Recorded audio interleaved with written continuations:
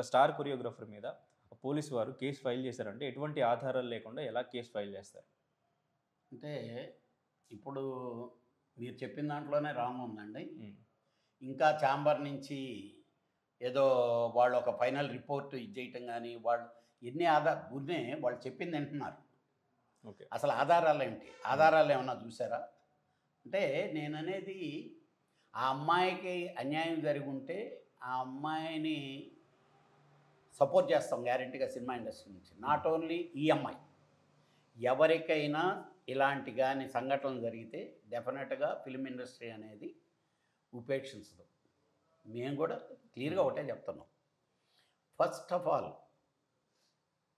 ఎప్పుడో జరిగింది, ఇప్పుడు వచ్చి కంప్లైంట్ ఇస్తున్నాను, దీని మీద ఫోక్సో సెక్షన్ పెట్టండో లేకపోతే ఈ పెట్టండో అని ఇలా చెప్పడం మా ఇండస్ట్రీ గురించి మాట్లాడుతున్నాను.